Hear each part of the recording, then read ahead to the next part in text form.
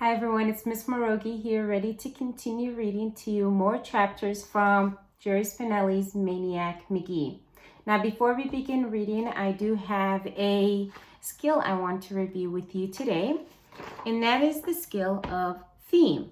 When we are reading a story, there's always a message or a lesson that the author wants us to take away from the story, and that's what we call a theme. Now, there are some common themes that repeat themselves throughout lessons, and these are some of them. And they include courage, honesty, love, friendship, loyalty, equality, hard work, and teamwork. Now, a story can have more than one theme, such as Maniac Magee. We have the theme of homelessness because Jeffrey does not have a stable home. We have the theme of family repeating itself over and over again, especially with how Jeffrey feels about the Beale family. And then there are many other themes throughout the book as well, such as race being one of them. So a book can have more than one theme, which makes it interesting. These are our vocabulary words as we are reading our next chapters. The first one is climax. And climax is the highest and most intense point to a resolution to something. Our next word is preposterous. And when something is preposterous, it's absurd or utterly foolish. Then we have languished, which is to become fade or weak. Then we've got groused, which is to complain. Our next word is acquaintanceship, which is to know someone but not really know them that well, not to be a close friend, but know someone, so they're an acquaintance. And lastly, it's stoic, which is to be unmoved by joy or grief. The last time we stopped reading Maniac Magee, we learned that Jeffrey befriended a gentleman named Grayson, who is a retired baseball player that works at the YMCA. And so I'm curious to know how much longer Jeffrey is going to live with Grayson and how that friendship is going to develop. I'm very curious to know if Jeffrey is going to see the Beale family again because they were so important to him, and to be able to go back to his family is so important. So I'm really waiting to see how soon that's going to happen. So let's dive right back into the pages as we learn more about Maniac Magee. Chapter 26. It was impossible to listen to such stories empty-handed. As soon as Grayson started one, Maniac would reach into one of the equipment bags and pull out a bag of a ball or a bat or a catcher's mitt, sniffling the horsehide aroma of the ball, rippling the fingertips over the red stitching. It was hard to say how these things can make the listening better, but they did. And for Maniac, they always did.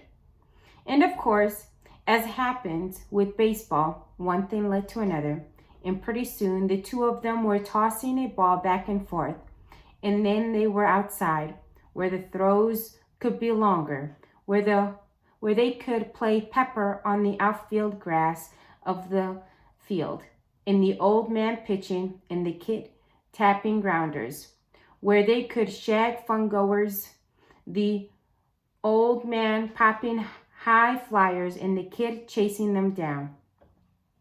And now the stories were mixed with instruction, the drizzled, showing the kid how to spray liners to the outfield, to the opposite outfield, how to get a jump on a long fly even before the batter hits it, how to throw the curveball, stiff, cricked fingers that grappled clumsily with crimbit wrappers curled naturally around the shape of a baseball.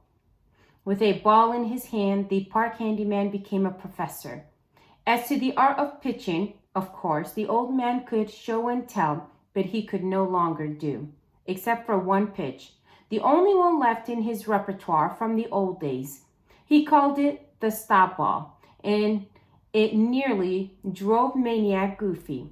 The old man claimed he'd discovered the stop ball one day down in the Texas League, and that he was long gone from baseball when he perfected it.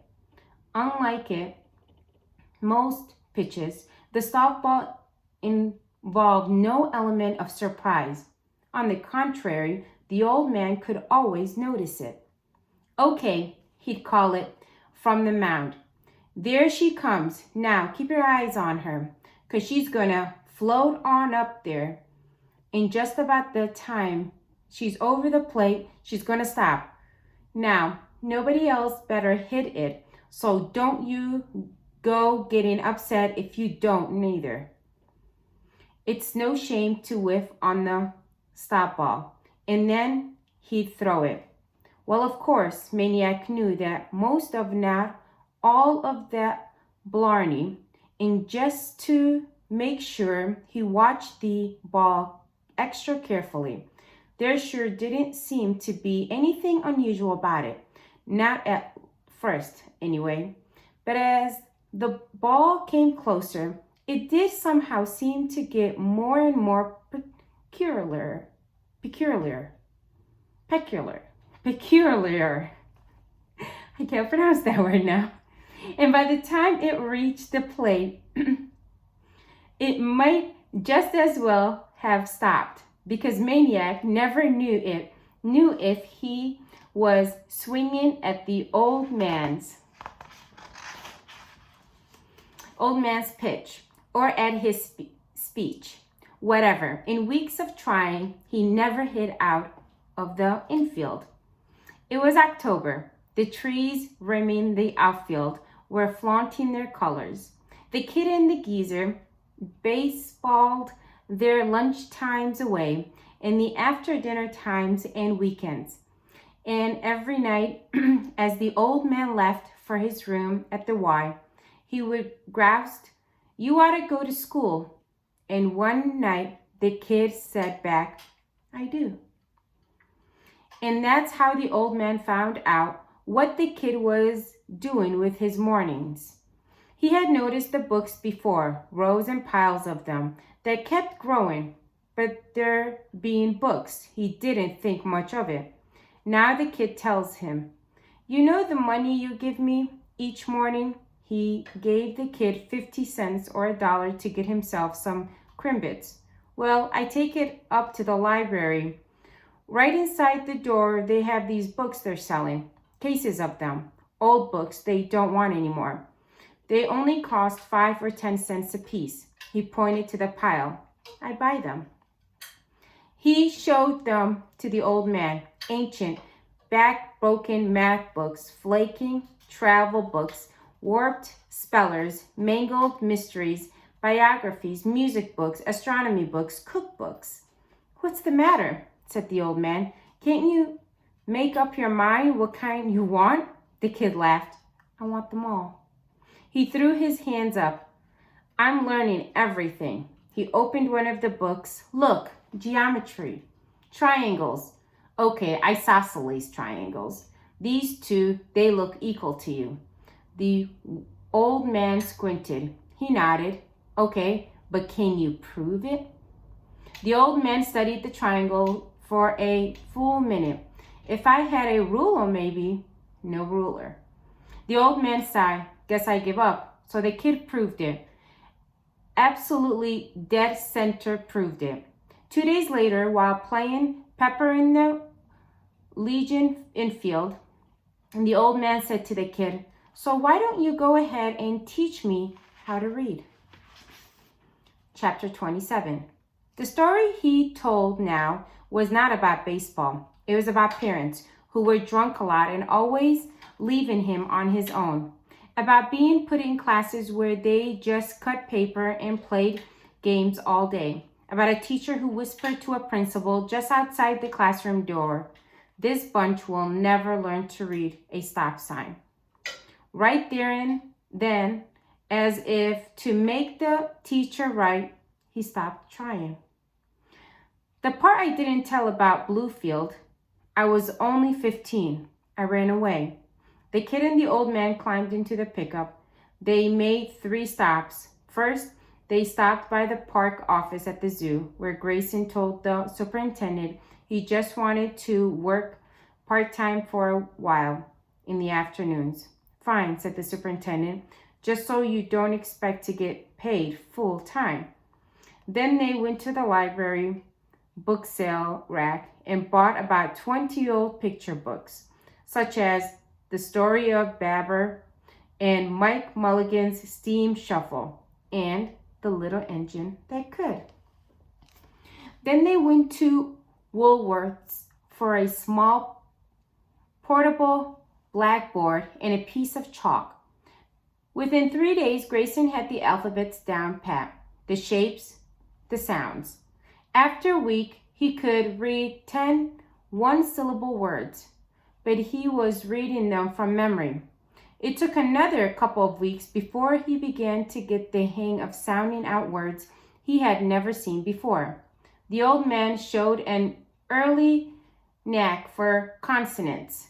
Sometimes he got M and N mixed up, but the only one that gave him trouble day in and day out was C. It reminded him of a bronc some cowboy dared him to hide in his Texas League days. He would saddle up that C, climb aboard, and grip the pommel for dear life. And old C, more often than not, it would throw him. Whenever that happened, he'd just climb right back on and ride it some more. Pretty soon, C saw who was boss and gave up the fight. But even at their consonants were fun. Vowels were something else. He didn't like them, and they didn't like him.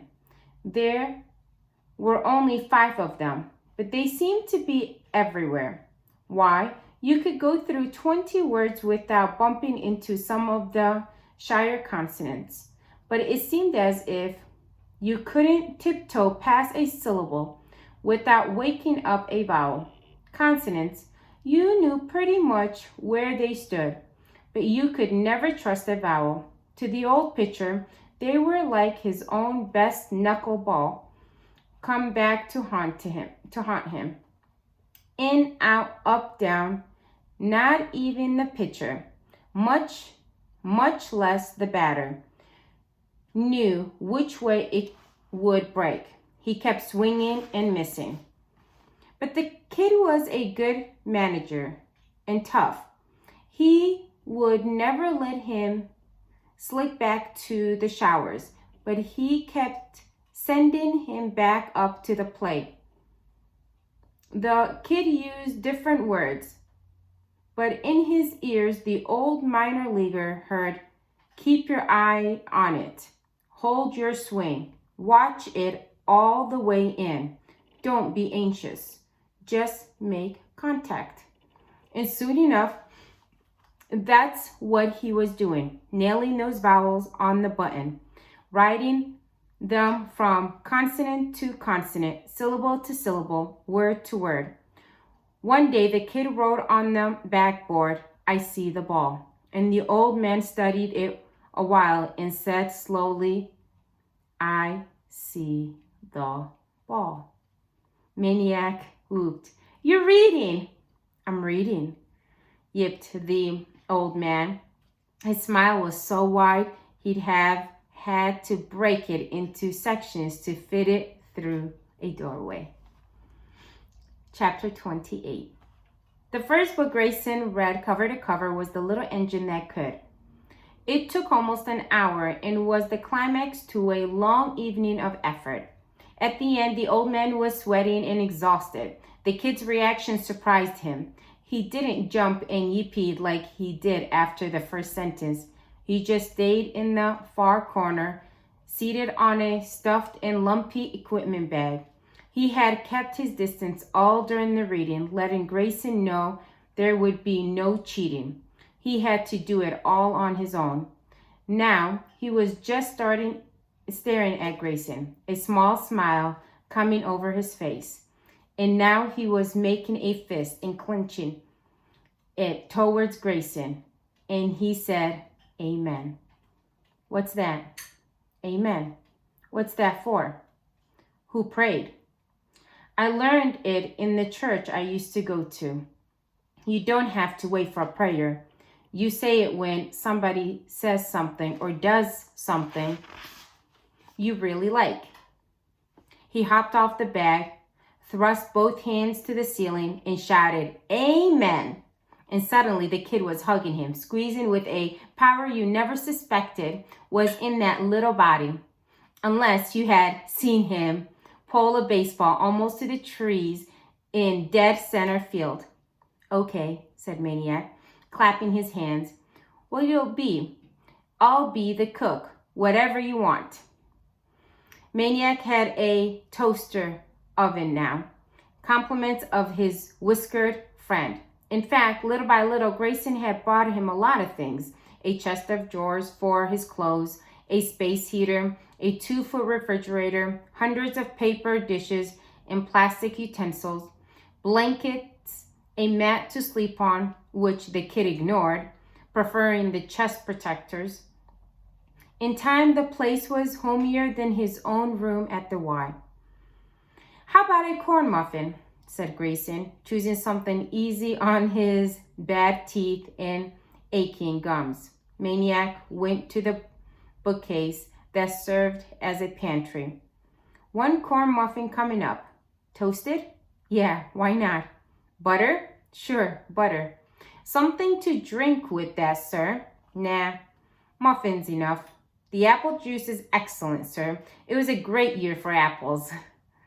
Live it up, thought Grayson. Yeah, okay, apple juice.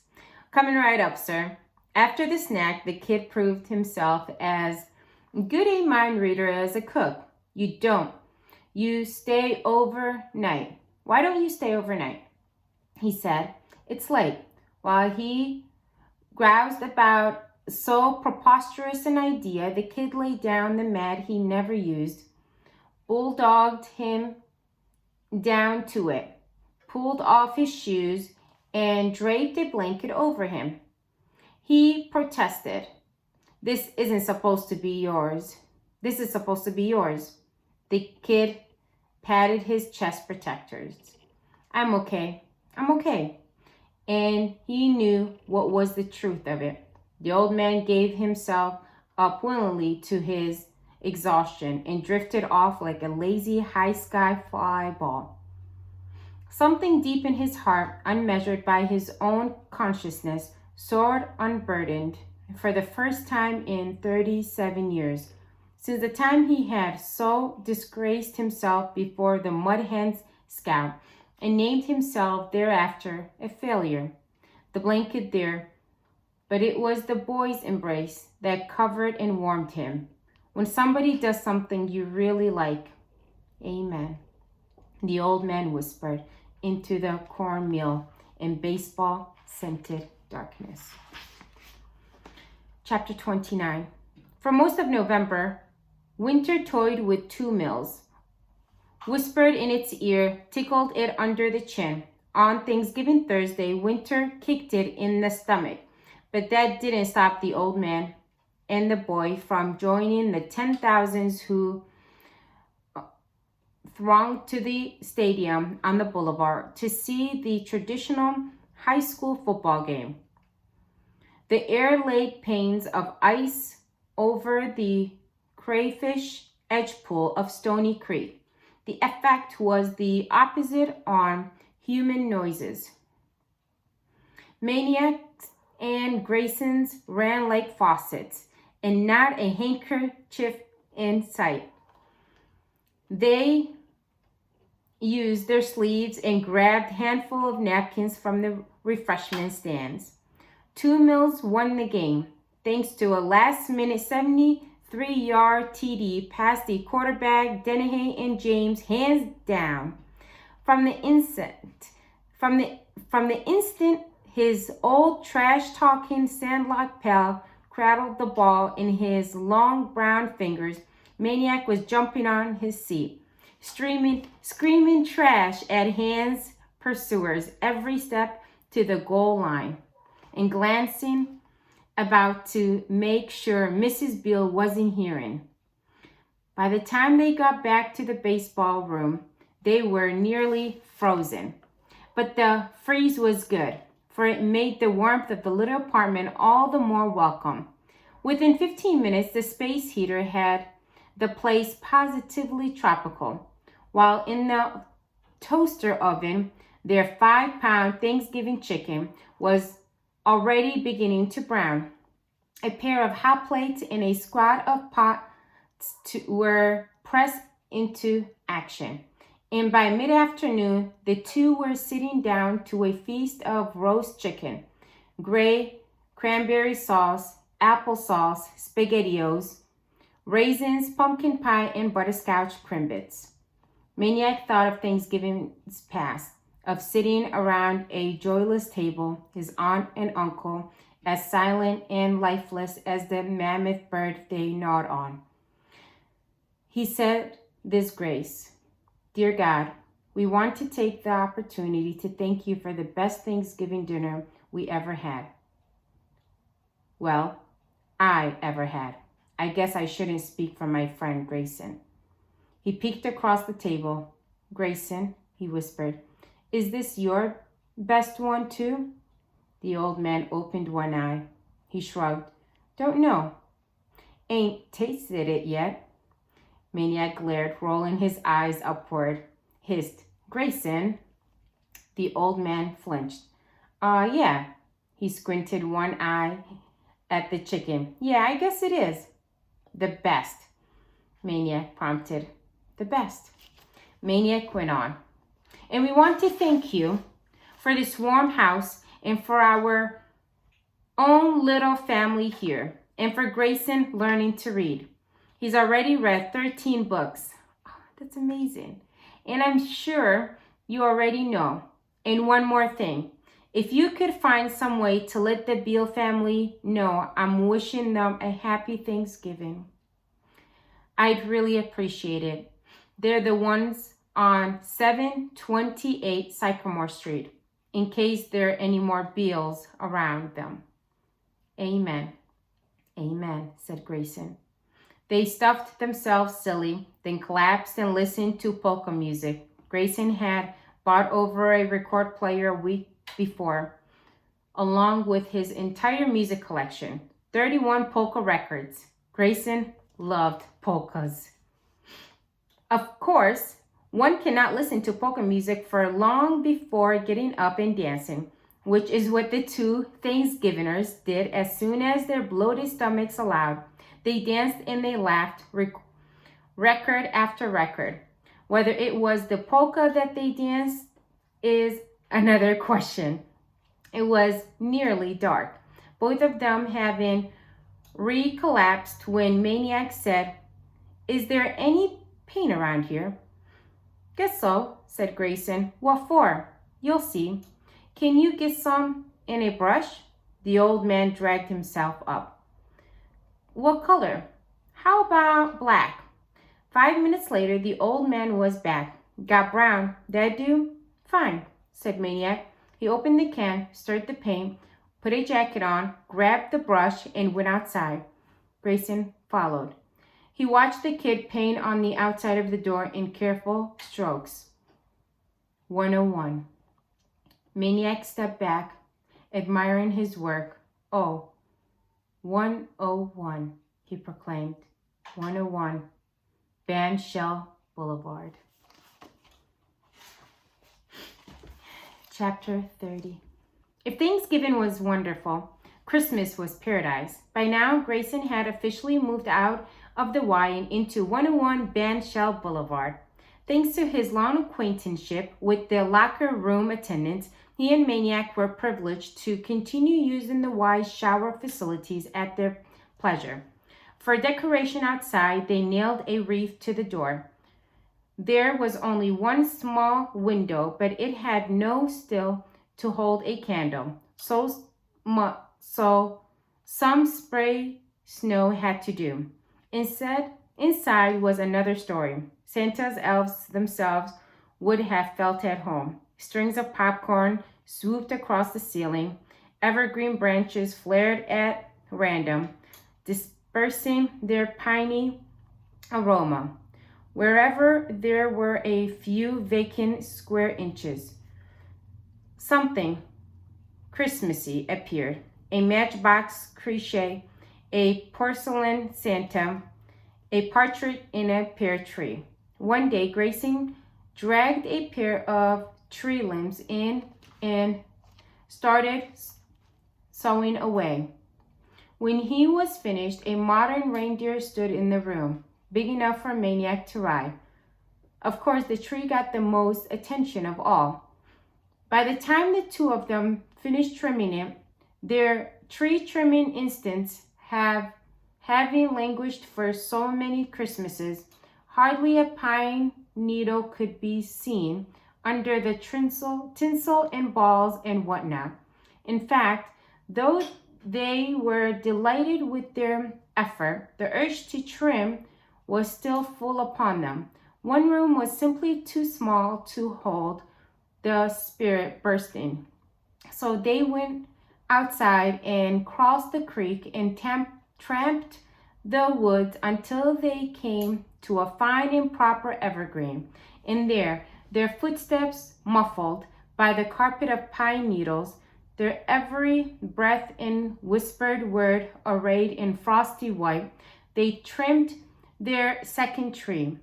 This time the ornaments were nature's brilliant red and yellow necklaces of bittersweet, pungent pine cones, wine red clusters of berries, abandoned bird body boats of milkweeds, delicate thumb-sized goblets of Queen Anne's lace. Chapter 31.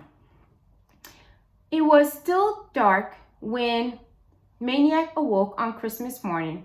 Within an hour or two, the holiday would come bounding down the stairs and squealing round the tinsel tree of 2 mills. But for the moment, Christmas bided its time outside, a pure presence.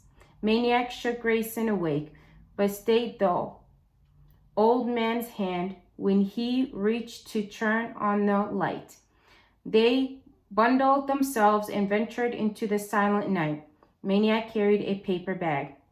Snow had fallen several days before. In much of the town, it had been plowed, shuffled, and slushed away. But in the park, along the creek, the woods, the playing field, the playground, it still lay undisturbed, save for the tracks of rabbits and squirrels. Beyond the tall pines, stars glittered like snowflakes, reluctant to fall. They visited their trees. They stood silently, just to be near it, letting the magic of it drift over them. In the pine-patched moonlight, the Queen Anne's goblets looked for all the world like silver. They walked the creek woods all the way to the zoo, wordlessly throughout the snow enchantment.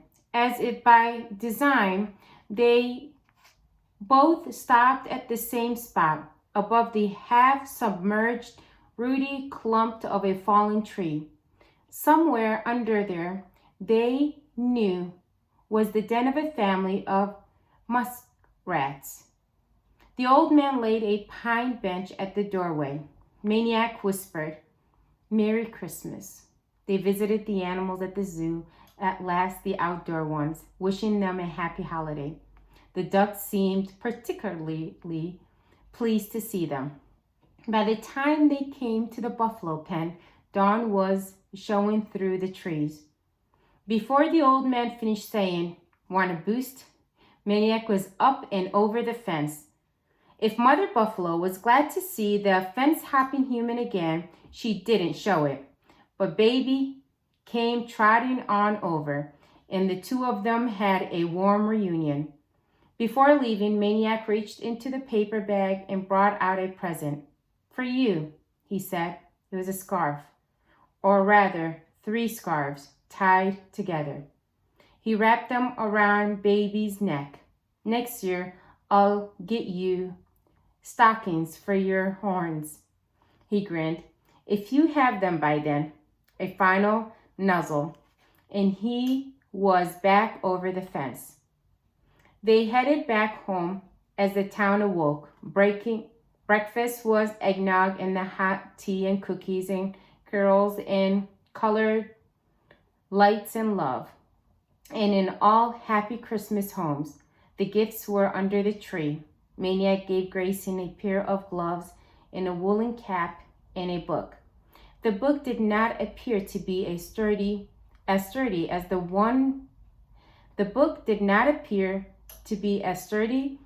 the others laying around.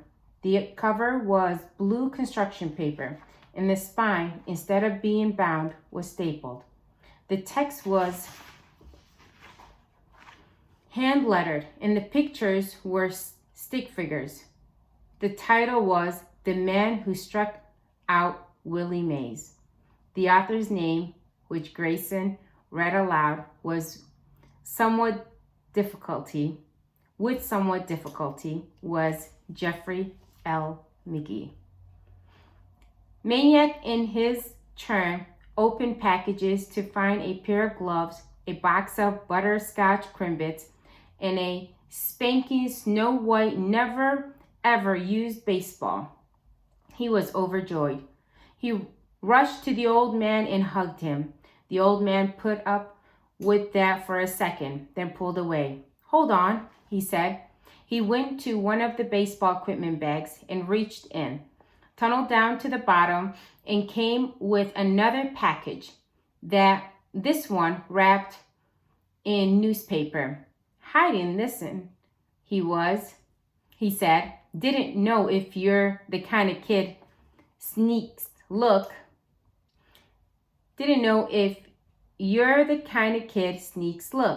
Maniac tore it open and gaped helplessly when he saw what it was. To anyone else, it was a ratty old scrap of leather, barely recognizable as a baseball glove, fit for the garbage can. But Maniac knew at once this was Grayson's, the one he had played with all those years in the minors. It was limp, flat, the pocket long since gone. Slowly, timidly, as though entering a shrine, the boy's fingers crept into it, flexed, curled the cracked leather, brought it back to shape, to life. He laid the new ball in the palm, pressed glove and ball together, and the glove remembered and gave way and made a pocket for the ball. The boy could not take his eyes off the glove. The old man could not take his eyes off the boy. The record player finished the Christmas polka and clicked off, and for a long time there was silence. 5 days later, the old man was dead. Oh my goodness. Chapter 32. Whew, that was a strong ending. Most mornings, Grayson would be the first one out of the bed. He would turn on the space heater, visit the band shell lavatory, then heat up some water, get breakfast ready, and finally wake the boy with a gentle shake on the shoulder. On December 13th, it was the silence that woke Maniac, and the cold. The space heater wasn't on. No steaming cups sat on the table. The old man was still under the covers. Maniac went over. Grayson? He shook the old man. Grayson? He took the old man's hand. It was cold. Grayson? He didn't run to the superintendent's office. He didn't run to the nearest house. He knew. He held the cold, limp hand that had thrown the pitch, that had struck out Willie Mays, that had betrayed the old man's stoic ways by giving him a squeeze. He began talking to the old man about places he had been on the road, about places the two of them might have gone to, about everything. Then he began to read aloud. He read aloud all of the books the old man had learned to read, and he finished with the old man's favorite, Mike Mulligan's Steam Shovel. When he looked out the window, it was night. He dragged his chest protectors alongside the old man's mat and lay down. And only then, when he closed his eyes, did he cry. Oh, that's really sad. The funeral, such as it was, took place on the 13th day of the new year. Maniac had at last gone to tell someone, the zookeeper, and from then on, he pretty much stayed out of the way. Grayson came to the cemetery in a wooden box. The ball bearers were unknown to Maniac. They were members of the town's trash collecting corps. And as they huffed and bent to lay the box over the hole, they smelled of pine and rotten fruit. Maniac was the only mourner. He had thought the park superintendent might show, or the attendant at the Y locker room, or maybe the lady who ran the park food stand in summer. None was there. Only Maniac and the man from the funeral home and the 6 pallbearers, and 2 men off to the side smoking cigarettes and leaning on a little hole-digging tractor that made Maniac think of something.